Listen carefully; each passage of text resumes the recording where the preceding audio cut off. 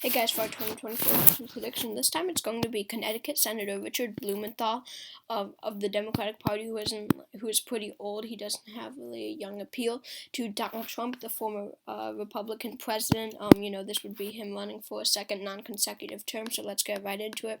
Trump will win the safe Republican states. Richard Blumenthal will be a heavily Democratic establishment kind of candidate, so, he won't be anything special, anything much different, from the Biden sense, but I do think that Biden would be a bit more popular. Blumenthal definitely has less charisma than Biden. I see him, he's pretty establishment though, so I do see him winning states like Minnesota, Colorado, and New Mexico, because if it's not a weird candidate, then these will stick with the Democratic Party, and that also goes for Virginia. Trump, I see carrying Iowa, Indiana, and Ohio. Like always, again, this is a 2024 election prediction.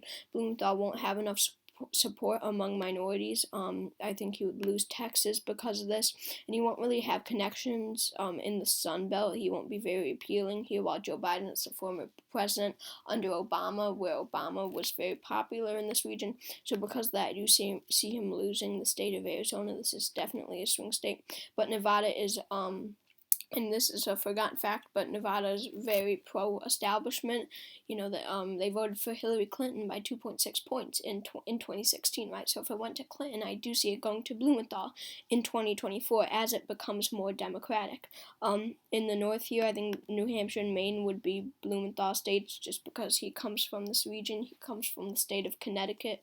Again, he's a senator from Connecticut. I also see him carrying Pennsylvania and Michigan, because I do think that African Americans would turn out not badly for Blumenthal. Of course, it would be less than Biden, but I don't think it would be enough. African Americans won't come out for him enough to lose him in the states of Michigan and Pennsylvania. Donald Trump's approval rating was never that low in Wisconsin. I see this as a Trump state.